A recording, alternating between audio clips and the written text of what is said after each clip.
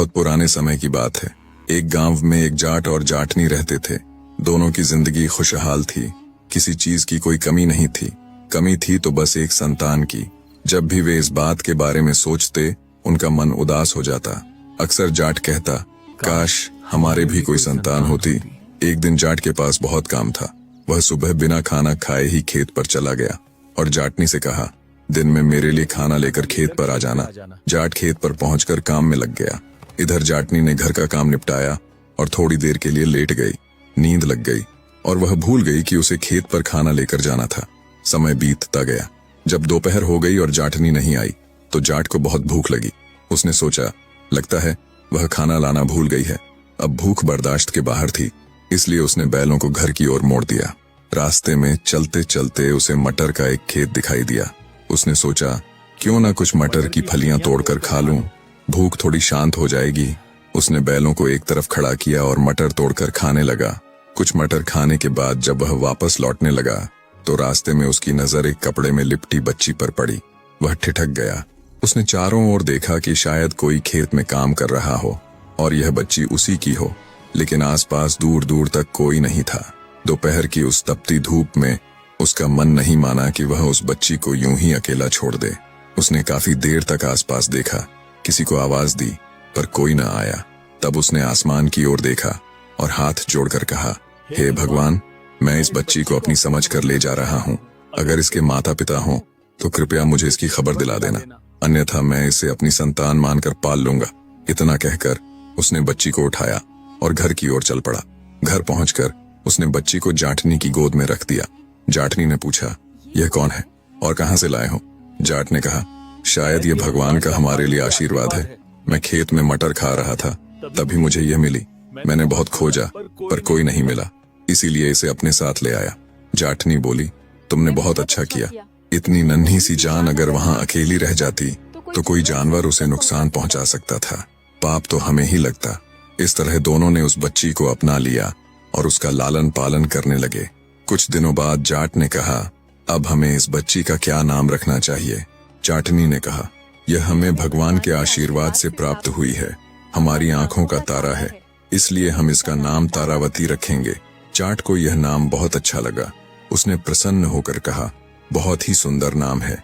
इसके बाद दोनों ने उस बच्ची की खूब देखभाल की। वे उसे अपने प्राणों से भी अधिक चाहते थे। समय धीरे धीरे बीतता गया और तारावती अब बड़ी होने लगी। उसकी हंसी, उसकी बातें घर में खुशियां भर देती, लेकिन किस्मत को शायद कुछ और ही मंजूर था। एक दिन जाट और जाटनी अपने खेतों में काम कर रहे थे। उन्होंने तारावती को घर पर अकेला छोड़ दिया था। दोपहर की तपती धूप में अचानक खेत के एक बड़े बिल में से एक नाग निकल कर आया। किसी को संभलने का मौका भी नहीं मिला। नाग ने पहले जाट को और फिर जाटनी को डस लिया। आसपास दूर दूर तक कोई नहीं था। दोनों बेचारे तड़प तड़प कर वहीं खेत में प्राण त्याग बैठे। जब यह खबर तारावती तक पहुंची तो उसका संसार उजड़ गया। उसने अपने माता पिता के शवों को गले लगाकर खूब रोई, पर अब क्या हो सकता था? होने को यही मंजूर था। अब उसका ध्यान पड़ोसियों ने रखना शुरू किया। पड़ोसी बहुत नेक दिल लोग थे। उन्होंने उसे अपनी बेटी की तरह पाला। धीरे धीरे समय बीता और जब तारावती जवान हुई तो उन्होंने उसकी शादी एक फौजी युवक से कर दी। वह फौजी भी अनाथ था, न माता न पिता। शादी के कुछ ही समय बाद फौजी को ड्यूटी पर जाना पड़ा। तारावती ससुराल में अकेली रह गई। कई महीने बीत गए और जब फौजी छुट्टी पर घर लौटा तो तारा ने उससे कहा, देखो जी, आप तो ड्यूटी पर चले जाते हो और महीनों तक नहीं आते। मेरा यहाँ मन नहीं लगता। क्यों ना मैं अपने मायके चल जाऊं? वहां मेरे पड़ोसी हैं जो मेरे अपने जैसे हैं। समय भी आसानी से कट जाएगा। आप भी वहीं मेरे साथ रह सकते हो। फौजी ने कुछ देर सोचा, फिर मुस्कुराकर बोला, ठीक है, जैसा तुम उचित समझो। तब तारावती ने अपना सारा सामान समेटा और अपने मायके लौट आई। धीरे धीरे यूं ही समय बीतता गया। एक दिन की बात है, तारावती अपनी सखियों के साथ कुएं पर पानी भरने गई। उस समय रहट से ही पानी निकाला जाता था। कुएं की एक ओर ऊंची दीवार बनी थी। उसी दीवार के पीछे एक चोर छिपा बैठा था। वह चुपचाप उन सबकी बातें सुन रहा था। सभी सहेलियां आपस में हंसी मजाक कर रही थीं, अपने घर परिवार की बातें कर रही थीं। कोई अपने पति का जिक्र करती, कोई अपने भाई का। पास ही तीज और राखी का त्योहार आने वाला था। उसी दौरान तारावती ने गहरी सांस लेते हुए कहा, काश मेरा भी कोई भाई होता तो मेरे लिए तीज लाता। मैं भी उसे राखी बांधती। चोर ये बात ध्यान से सुन रहा था। उसकी नजर तारावती के चेहरे पर थी, एक भोली, निर्मल और दुख से भरी युवती। कुछ देर बाद सबने अपने अपने घड़े भरे और घरों की ओर लौट गईं। चोर धीरे धीरे तारावती के पीछे पीछे चला ताकि उसके घर का पता जान सके। जब तारा अपने आंगन में दाखिल हुई तो चोर ने उसका घर पहचान लिया और चुपचाप लौट गया। कुछ दिनों बाद वही चोर फिर उस गांव में आया। इस बार उसके हाथों में चावल, चीनी, फल, मिठाई, चूड़ियां और एक सुंदर साड़ी थी। उसने गांव वालों से पूछा, भाई क्या यहाँ तारावती का घर यही कहीं है? गांव के लोगों ने सोचा कि शायद कोई उसका रिश्तेदार हो। वे बोले, हाँ, उधर सामने वो जो नीम के पेड़ के पास घर है वही तारावती का है। चोर वहां पहुंचा, दरवाजा खटखटाया। अंदर से तारावती ने दरवाजा खोला। सामने अजनबी को देखकर वह चौंक गई और बोली, आप कौन हैं और मेरे घर पर कैसे आए हैं? तभी चोर ने कहा, मैं तारावती का भाई हूँ और मुझे उससे मिलना है। तारावती ने आश्चर्य से उसकी ओर देखा और बोली, मैं ही हूँ तारावती, लेकिन मेरा तो कोई भाई नहीं है। चोर ने तुरंत जवाब दिया, नहीं बहन, मैं ही तेरा असली भाई हूँ। जब तू 3 महीने की थी और हमारे माता पिता खेतों में काम करने गए थे, तब एक जानवर तुझे उठा ले गया था। उस समय मैं केवल 6 साल का था। हमने तुझे बहुत ढूंढा पर तू कहीं नहीं मिली। आज माँ को पता चला है कि तू इस घर में रहती है, इसीलिए उन्होंने मुझे तुझे लेने के लिए भेजा है। देख, माँ ने तेरे लिए क्या क्या सामान भेजा है, चावल, चीनी, फल, चूड़ियां, साड़ी और मिठाई भी। माँ की तबीयत ठीक नहीं है, वो तुझसे मिलना चाहती है। तू 2 दिन माँ के पास रुक जा, फिर मैं तुझे खुद छोड़ जाऊंगा। आगे तेरी मर्जी। तारावती की आंखों में चमक आ गई। वह भावुक होकर बोली, ठीक है भाई, मैं चलती हूँ। उसने सामान देखा तो उसका हृदय खुशी से भर गया। वह फूली नहीं समाई। उसने पड़ोस में जाकर मिठाई और फल बांटे और गर्व से कहा, देखो मेरा भाई मेरे लिए क्या क्या लाया है। रात को तारावती ने उस चोर को अपना भाई समझकर खूब खातिरदारी की। उसे भोजन कराया, बिस्तर लगाया और स्नेह से कहा, भैया कल सुबह जल्दी चलेंगे। सुबह हुई तो तारावती तैयार होकर चोर के साथ चल पड़ी। उसके मन में अपनी माँ से मिलने की बड़ी उत्कंठा थी। घर का ताला लगाकर उसने अपनी पड़ोसन से कहा, भाभी मैं अपने भाई के साथ मायके जा रही हूँ माँ से मिलने। अगर मेरा पति आ जाए तो यह चाबी उन्हें दे देना। इतना कहकर वह अपने तथाकथित भाई के साथ चल दी। कुछ दूर जाने के बाद तारावती को प्यास लगी। उसने कहा, भैया जरा पानी पिला दो। चोर बोला, थोड़ा आगे एक कुआं है, वहीं से पिला दूंगा। वह थोड़ी देर और चली, फिर बोली, भैया अब तो बहुत प्यास लगी है। चोर फिर बोला, थोड़ा और चलो बहन, आगे बड़ा मीठा पानी है। ऐसे ही 3-4 बार जब तारावती ने पानी मांगा तो हर बार चोर उसे टाल देता। जब वे उसके गांव के पास पहुंचे तो तारावती ने फिर कहा, भैया अब तो कोई गांव भी आ गया है, यहाँ तो मुझे पानी पिला दो, बहुत जोर की प्यास लगी है। इतना सुनकर चोर का चेहरा अचानक बदल गया। उसने गुस्से से कहा, बस कर, कब से भाई भाई की रट लगा रखी है। मैं तेरा कोई भाई वाई नहीं हूँ, समझी? तारावती का चेहरा पीला पड़ गया। उसे समझ आ गया कि बात में कोई गड़बड़ है। अब तो उसके मन में भय समा गया। थोड़ी देर बाद जब चोर अपने घर पहुंचा तो वहां उसकी माँ खाट पर बैठी थी। उसने अपने बेटे को देखा और बोली, अरे बेटा, तू तो बहुत सुंदर लड़की लेकर आया है, कौन है यह? चोर ने मक्कारी भरी हंसी हंसते हुए कहा, देखो माँ, ये तुम्हारी बहू है। मैं तुम्हारे लिए कितनी सुंदर बहू लाया हूँ। तारावती ने हैरानी से उसकी ओर देखा और बोली, क्या तुमने तो मुझे अपनी बहन कहा था? चोर दुष्ट हंसी हंसते हुए बोला, हाँ मैंने झूठ कहा था। जब तुम कुएं पर पानी भरने गई थी तभी मैंने तुम्हें देखा था। तुम मुझे बहुत पसंद आई, इसलिए मैं तुम्हें बहाने से यहाँ ले आया। इतना कहते ही 4 और चोर जो उसके भाई थे वहां आ गए। उनमें से एक का नाम कान्हा था। सबने तारावती को देखा तो उसकी सुंदरता देखकर एक दूसरे से कहने लगे, मैं इससे शादी करूंगा। नहीं, मैं करूंगा। चारों आपस में झगड़ने लगे। तभी उनकी माँ ने कहा, अरे इस लड़की के लिए आपस में मत लड़ो, तुम सब चोरी करते हो ना। अब की बार जब चोरी करने जाओगे, जो सबसे ज्यादा कीमती सामान लेकर आएगा, मैं उसी के साथ इसकी शादी करवा दूंगी। सब चोर खुशी से उछल पड़े। उनमें होड़ मच गई, मैं सबसे कीमती सामान लाऊंगा। नहीं, मैं लाऊंगा। वे सब चोरी करने निकल गए। अब तारावती घर में अकेली रह गई, केवल चोरों की माँ के साथ। उसने सोचा, ये तो सब चले गए हैं, अब मौका है कि किसी तरह यहाँ से निकलने की कोई जुगत लगाऊं। एक दिन चोरों की माँ ने मुस्कुराते हुए कहा, बिटिया तू तो बहुत सुंदर है, तेरे बाल कितने लंबे, काले और घने हैं, तू ऐसा क्या करती है? तारावती ने धीरे से मुस्कुरा कर कहा, कुछ नहीं अम्मा जी, मैं बस अपने शरीर और बालों का थोड़ा ध्यान रखती हूँ। आइए मैं आपके भी बाल बना दूं। अम्मा खुश होकर बोली, ठीक है बेटी, बना दो। तारावती ने उनके बाल खोले, उनमें कंघी करने लगी। चोरों की माँ को बहुत अच्छा लगने लगा। तभी तारावती बोली, अम्मा जी, आपके सिर में तो बहुत जुएं हैं और बाल भी बहुत मैले हैं, आप नहाती नहीं क्या? चलिए मैं आपको नहला देती हूँ। चोरों की माँ हंसकर बोली, चलो बेटी, आज तुम ही नहला दो। तारावती ने तुरंत चूल्हे में आग जलाई। एक बड़े भगोने में पानी भरकर उसे गर्म होने के लिए रख दिया। जब पानी खूब उबलने लगा तो उसने धीरे से कहा, अम्मा जी, आपके नहाने के साफ कपड़े कहाँ रखे हैं? चोरों की माँ ने बताया, अंदर संदूक में रखे हैं, ये लो मेरी चाबी। यह कहते हुए उसने अपनी कमर में बंधी चाबी खोलकर तारावती को दे दी। तारावती अंदर गई और जब संदूक का ताला खोला तो देखकर दंग रह गई। अंदर सोने चांदी के गहनों और रुपयों का ढेर लगा था। वह पल भर को अवाक रह गई, पर अपने भावों को छिपा लिया। उसने चुपचाप चोरों की माँ के नहाने के कपड़े निकाले और उन्हें लेकर बाहर आई। फिर उसने चारपाई की ओट में बुढ़िया को नहलाना शुरू किया। पहले उसने थोड़ा हल्का गुनगुना पानी उसके शरीर पर डाला। चोरों की माँ को अच्छा लगा और वह मुस्कुराई, अरे बेटी, कितना बढ़िया पानी है, तन को राहत मिल रही है। लेकिन अगले ही क्षण तारावती ने भगोने का पूरा उबलता हुआ पानी बुढ़िया पर उड़ेल दिया। एक भयानक चीख निकली, आओ! बुढ़िया तड़पने लगी, दर्द से कराह उठी और कुछ ही क्षणों में वहीं दम तोड़ दिया। तारावती ने शांत मन से उसे साफ कपड़े पहनाए, चारपाई पर लिटाया और ऊपर से चादर ओढ़ा दी। देखने में ऐसा लग रहा था मानो वह गहरी नींद में सो रही हो। घर में एक बिल्ली भी थी। तारावती ने उस बिल्ली को आटा पीसने वाली चक्की से बांध दिया। बिल्ली इधर उधर भागने लगी तो चक्की उसके साथ घूमने लगी।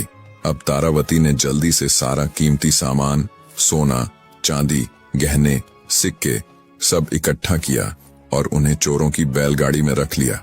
फिर वह अपने गांव की ओर चल पड़ी। जब वह अपने गांव पहुंची तो लोग हैरान रह गए। सब कहने लगे, देखो, तारा की माँ ने तो उसे बहुत सारा धन और जेवर दिए हैं, पर तारावती ने किसी को कुछ नहीं बताया, बस मुस्कुराई और भीतर चली गई। उधर जब चोर चोरी करके वापस अपने घर पहुंचे तो उन्होंने देखा कि दरवाजा तो बंद है, लेकिन अंदर से आटा पीसने की आवाज आ रही है। एक बोला, लगता है तारावती हमारे लिए खाना बना रही है, आटा पीस रही होगी। जब उन्होंने झांक कर देखा तो चारपाई पर उनकी माँ लेटी हुई थी। सबको लगा माँ सो रही है। कुछ देर बाद उन्होंने आवाज लगाई, माँ, माँ उठो, देखो हम आ गए। लेकिन जब बहुत पुकारने पर भी कोई जवाब न मिला तो वे कमरे का दरवाजा तोड़कर अंदर गए। अंदर का दृश्य देख उनके पैरों तले जमीन खिसक गई। चक्की से बिल्ली बंधी थी और माँ निर्जीव पड़ी थी। उन्होंने तुरंत संदूक खोला, पर वह खाली था। सारा धन, गहने, रुपए सब गायब थे। सब चोर माथा पीटने लगे, अरे, हमारे ही घर में चोरी हो गई। उनका गुस्सा 7वें आसमान पर था। बोले, एक तो माँ मर गई और ऊपर से सारा धन भी गया। अब हम उस तारावती को सबक सिखाएंगे और अपना सब कुछ वापस लाएंगे। उन्होंने माँ का दाह संस्कार किया और फिर तारावती को ढूंढने निकल पड़े। रात गहराने लगी थी जब वे तारावती के गांव पहुंचे। तारावती को पहले से अंदेशा था कि वे लौटेंगे। उसने पहले ही अपने घर का दरवाजा आगे से हटवाकर पीछे की ओर लगवा दिया था और जहां पहले दरवाजा था वहां दीवार बनवा दी थी। चोरों में से एक बोला, यही घर है, लेकिन दरवाजा कहाँ गया? पहले तो इसी तरफ था। दूसरे ने कहा, सही कहा, मगर अब दिख नहीं रहा है। वे सब दीवार के पास जाकर आपस में फुसफुसाने लगे। अंदर तारावती जाग गई। उसने उनकी धीमी आवाजें सुन ली। वह तुरंत समझ गई, ये वही चोर हैं, आ गए। उसने एक तेज धार वाली दराती उठाई और दीवार के पास जाकर खड़ी हो गई। बाहर चोर दीवार में छेद करने लगे। धीरे धीरे उन्होंने इतना बड़ा छेद कर लिया कि कोई अंदर झांक सके। एक चोर ने अपना चेहरा छेद में झुकाया ही था कि अगले ही पल तारावती ने पूरी ताकत से दराती चलाकर उसकी नाक काट दी। चोर चीख उठा, आ आ! उसकी नाक कटकर जमीन पर जा गिरी। वह दर्द से तड़पता हुआ पीछे हट गया। बाकी चोर यह दृश्य देखकर घबरा गए और वहां से भाग खड़े हुए। उन्होंने गांव के वैद्य से अपने भाई की मरहम पट्टी कराई, लेकिन अब उनके मन में प्रतिशोध की आग जलने लगी। वे बोले, अब इस तारा ने हमारी बेइज्जती की है, उसकी सजा उसे मिलेगी। हम उसकी नाक काटने का बदला लेकर रहेंगे। अब की बार उन्होंने तारा के घर का असली दरवाजा ढूंढ लिया। रात गहरी थी जब वे चुपचाप उसके घर पहुंचे। तारा गहरी नींद में थी। उन्होंने उसकी चारपाई समेत ही उसे उठा लिया और सर पर रखकर जंगल की ओर चल पड़े। थोड़ी ही दूर गए थे कि हल्की हल्की बारिश शुरू हो गई। बारिश की बूंदें तारा के चेहरे पर पड़ी तो उसकी नींद खुल गई। उसने आंखें खोलीं, चारों ओर देखा और तुरंत समझ गई ये वही चोर हैं। वह सोचने लगी अब क्या करूं। तभी उनकी चारपाई एक बरगद के पेड़ के नीचे से गुजरी। तारावती ने झट से पेड़ की एक मोटी शाख पकड़ ली और ऊपर चढ़ गई। पीछे चल रहे एक चोर ने देखा तो बोला, अरे भाई, लड़की तो पेड़ पर चढ़ गई है। बाकी चोर बोले, तुझे बहुत दिखता है अंधेरे में, हम क्या पागल हैं जो तेरी बातों में आए। और फिर कहानी ने अगला भयावह मोड़ लिया। तब आगे चोर ने कहा, एक बार देखो तो सही। चोरों ने चारपाई को नीचे उतार कर देखा तो तारावती सचमुच उस पर नहीं थी। अब उन्होंने पेड़ पर देखा तो उन्हें अंधेरे में कुछ भी दिखाई नहीं दिया। एक चोर बोला, देखो भैया, वो बैठी है। बाकी चोरों ने उससे कहा, तेरी नजर अगर इतनी ही तेज है तो तू ही ऊपर चढ़ और उसे नीचे लेके आ, फिर हम सब उसे बताएंगे। चोर ऊपर चढ़ गया। जब वह पत्तों में छुपी हुई तारावती के पास पहुंचा तो तारावती ने चोर के मुंह पर ऐसी जोरदार लात मारी कि उसकी जीभ दांतों के बीच आ गई और वह धड़ाम से नीचे गिर पड़ा। उस बेचारी की जीभ कट गई और वह दर्द से कराहता रहा। बाकी भाइयों ने कहा, हमने कहा था ना कि वह वहां पर नहीं है, हमें तो कुछ दिखाई ही नहीं देता। चोर रोते हुए इशारों में बताने लगा, भाई, उसी ने मुझे लात मारी है, ऊपर ही बैठी है। बाकी लोग सोचने लगे कि यह कोई भूत प्रेत की बात कर रहा है। साफ साफ कुछ नहीं दिख रहा था। सभी डर कर वहां से भाग गए। बाद में जब उन्होंने अपने बेचे हुए भाई की जीभ कटने की बात सुनी तो वैद्य से दवा करवाई। जब वह ठीक हुआ तो पांचों भाई फिर एक रात तारावती के घर में आए। उन्होंने देखा कि तारावती गहरी नींद में है। वे चुपचाप अपना चोरी का सामान गठरियों में बांधने लगे, पर तारावती की नींद खुल गई और उसने सारा मंजर देख लिया। एक धारदार कुल्हाड़ी लेकर वह चुपके से दरवाजे पर खड़ी हो गई। जब चोर सारा सामान लेकर एक एक करके घर से निकलने लगे तो तारावती ने एक एक करके कुल्हाड़ी से उन सब पर प्रहार किया और उन्हें मार गिराया। फिर तारावती ने अपने सारे जतन किए गए सोने चांदी के गहने और धन घर में रख दिए। उसके बाद उसने 5 चादरें निकाली। एक एक कर प्रत्येक मरे हुए चोर को कसकर चादर में बांधा और गठरियां बनाकर रख दिया। तारावती के गांव में रोज एक फकीर आता था जो घर घर के सामने दुआ मांगता और बदले में लोग उसे कुछ रुपये दे देते। जब वह फकीर तारावती के घर के सामने आया तो तारावती ने उससे पूछा, बाबा जी, आप दिन भर में कितने रुपए कमा लेते हो? फकीर ने कहा, बेटी, मैं एक दिन में लगभग 50-56 ही कमा पाता हूँ। तारावती ने कहा, बाबा, मेरे सामने एक जादूगर जैसा आदमी बहुत तकलीफ देता है। आज मैंने बड़ी मुश्किल से उसे पकड़कर एक गठरी में बांध दिया है। क्या कोई ऐसी जगह है जहाँ से वह वापस ना आ सके? अगर आप उसे वहाँ फेंक दें तो मैं आपको 500 रुपया दूंगी। फकीर के मन में लालच आ गया। उसने मन ही मन सोचा, 500 रुपये तो बहुत हैं, इतना तो मैं कई दिनों में भी नहीं कमा पाता। वह बोला, लाओ बेटी, इस जादूगर के बच्चे को मैं अभी नदी में फेंक कर आता हूँ। तारावती ने गंभीर स्वर में कहा, पर बाबा, ध्यान रखना, इसे किसी गहरी जगह ही फेंकना। अगर पानी कम हुआ तो ये फिर वापस आ जाएंगे। फकीर बोला, बेटी, तुम चिंता मत करो, मैं ऐसा ही करूंगा। फकीर ने वह गठरी उठाई जिसमें तारावती ने एक चोर को बांध रखा था। वह उसे लेकर नदी किनारे गया और बिना देर किए वह गठरी नदी में फेंक दी। फिर संतोष से मन ही मन बोला, अब यह कभी लौट कर नहीं आएगा। इसके बाद वह 500 रुपये का इनाम लेने तारावती के पास लौटा। लेकिन जैसे ही उसने घर के आंगन में कदम रखा, उसकी नजर पड़ी, वहां वैसी ही एक और गठरी रखी थी। उसके बोलने से पहले ही तारावती बोली, देखा बाबा, मैंने कहा था ना, इसे ऐसी जगह फेंकना जहां से ये वापस ना आ सके। पर ये तो फिर लौट आया। फकीर की आंखें फटी की फटी रह गईं। उसने गठरी देखी और सोचने लगा, ये कैसे हो गया। फिर बोला, बेटी, लगता है मैं उतनी गहरी जगह पर नहीं फेंक पाया। इस बार मैं इसे और गहरे पानी में फेंकूंगा। वह फिर गठरी उठा ले गया और पहले से ज्यादा दूर और गहरे हिस्से में उसे फेंक दिया। वापस आया और बोला, लो बेटी, अब तो काम पूरा हुआ, अब कोई नहीं लौटेगा। पर तारावती ने तीसरी गठरी लाकर रख दी और मुस्कुराकर बोली, देखा बाबा, ये तो फिर वापस आ गया। लगता है आप इसे गहरी जगह पर नहीं फेंकते हैं। फकीर को अब गुस्सा आ गया। बोला, अब की बार मैं इसे ऐसी जगह फेंकूंगा जहां से खुद यमराज भी इसे न निकाल सके। वह फिर गठरी उठाकर नदी किनारे पहुंचा और पूरी ताकत से उसे बहुत गहरे पानी में फेंक दिया। इस तरह वह 4 बार गठरियां फेंक चुका था। हर बार लौट कर देखता, एक वैसी ही गठरी तारावती के पास रखी होती। अब 5वीं बार जब वह एक गठरी उठाकर नदी की ओर गया, तभी संयोग से एक पंडित स्नान कर चुका था और राम राम करता हुआ घर लौट रहा था। फकीर ने उसे देखा और समझ बैठा कि यही वह जादूगर है जो बार बार लौट आता है। वह चिल्लाया, अब की बार नहीं बच पाएगा, और पंडित को पीछे से पकड़ा और सीधा नदी में धकेल दिया।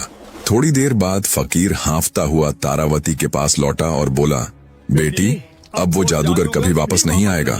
तारावती ने कहा, हाँ बाबा, लगता है इस बार आपने उसे सचमुच गहरी जगह में फेंका है, अब वह नहीं लौटेगा। फकीर ने गर्व से कहा, बेटी, मैंने उसे बहुत गहरे पानी में फेंका था, पर जानते हो, वो डूबने के बाद भी मेरे आगे आगे राम राम करता चल पड़ा। तब मैंने सोचा, अब इसे नहीं छोड़ूंगा। मैं तुरंत पीछे भागा और उसे फिर पकड़कर दूसरी बार नदी में फेंक दिया। अब की बार तो निश्चित ही वो नहीं लौटेगा। तारावती मुस्कुराई। उसने कहा, बाबा, आपने बहुत बड़ा उपकार किया है। ये लो, 500 नहीं, पूरे 1000 रुपए। फकीर खुशी से फूला नहीं समाया। उसने आशीर्वाद दिया और वहां से चला गया। कुछ दिनों बाद जब तारावती का पति फौज से छुट्टी लेकर घर लौटा तो तारावती ने पूरी कहानी उसे सुनाई, कैसे उसने अपनी सूझबूझ और साहस से उन 5 चोरों को खत्म किया। उसका पति उसकी बहादुरी सुनकर गर्व से भर गया। बोला, तूने अकेले वह कर दिखाया जो 5 सिपाही भी नहीं कर पाते। मैं तेरे इस साहस की कहानी फौज में सबको सुनाऊंगा। तारावती मुस्कुराई। उसकी आंखों में अब शांति थी और इस तरह वह बहादुर स्त्री जिसने अपनी बुद्धि, धैर्य और हिम्मत से पापियों का अंत किया, सदा के लिए लोगों की जुबान पर अमर हो गई। इस कहानी से हमें यह सीख मिलती है कि बुद्धि, साहस और धैर्य से बड़ी मुसीबत पर भी जीत हासिल की जा सकती है। तारावती जैसी निडर और समझदार स्त्री ने यह साबित किया कि विपत्ति के समय डरना नहीं चाहिए, बल्कि अपने दिमाग और हिम्मत का इस्तेमाल करना चाहिए। उसने अकेले अपने साहस से 5 निर्दयी चोरों का अंत किया और यह दिखाया कि सच्ची वीरता तलवार से नहीं, स्मार्ट सोच और हिम्मत से होती है। अगर आपको यह कहानी पसंद आई हो तो वीडियो को लाइक करें, चैनल को सब्सक्राइब करें और ऐसी ही और दिलचस्प कहानियां सुनने के लिए बेल आइकॉन को दबाना न भूलें।